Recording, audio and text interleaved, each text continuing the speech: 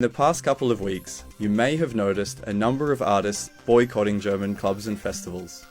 Scratcher DVA, Campire, Raji Rags and others have all pulled out of important gigs in Berlin, including at Berghain, the world's most famous club. There have been a lot of confusing news stories referencing strikes, cancellations, and clauses being implemented and retracted. Und antidiskriminierenden Umgangs eingesetzt werden. So, what actually happened? Berlin has historically been one of the few cities in the world that treats electronic music as an art form. Because of this, many Berlin clubs, festivals, and even DJs receive government funding, totaling hundreds of millions of euros every year. Germany is also home to one of the largest populations of Palestinians outside the Middle East, with up to 30,000 living in Berlin alone. Many recipients of government cultural funding are politically outspoken, including in support of Palestinians, or book international artists who are actively pro-Palestine. So, why is this deemed to be a problem? The German authorities have banned many pro-Palestinian demonstrations in recent years, saying the crackdown is to stop public disorder and prevent public anti-Semitism. But how the country defines what is or isn't anti-Semitic is the subject of fierce debate.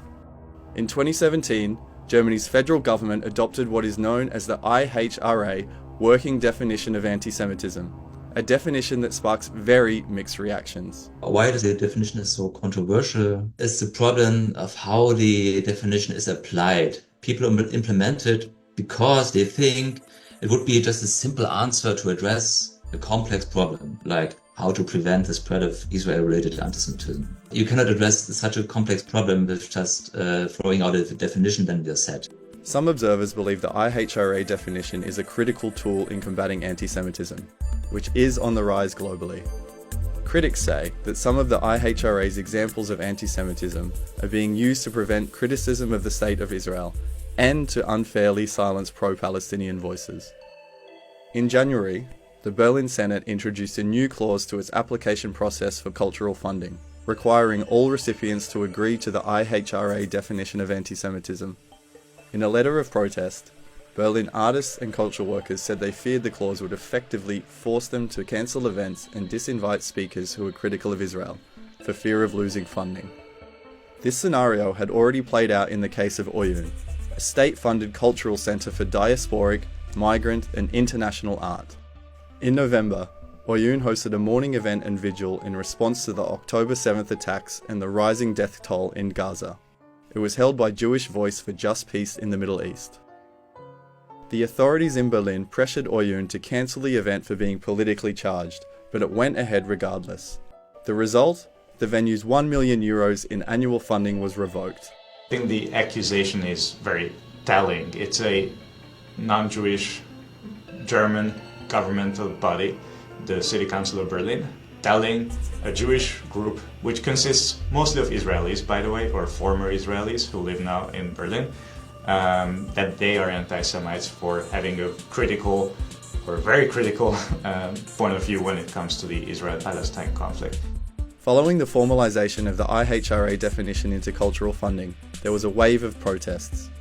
Strike Germany, an emerging coalition of workers in Berlin's cultural sector, called on international artists to turn down invitations to speak and perform at German cultural institutions. The movement gained traction, gathering thousands of signatures, and also resulted in several artists from the UK, Uganda and Kenya pulling out of the popular experimental art and music festival CTM. A dance floor is a place that brings people together. If you're then going to say, well, we'll only give you money for this dance floor to exist if you only let the people in who think like us, that's the problem. In an unexpected twist, the new clause was suddenly retracted last week by the Berlin Senate, which said it took the decision partly in response to the legal and critical voices that saw the introduced clause as a restriction on artistic freedom. There is uncertainty about the legality of this clause. For now, the clause is not going into effect. So what exactly happens now? If the clause has been retracted, what does it mean for the earlier decision to revoke Oyun's funding? And will cultural workers continue to strike? Strike Germany says the retraction of the clause is only a temporary victory, and encourages artists to continue to strike against what they call Germany's wider crackdown on pro-Palestinian solidarity and artistic freedom.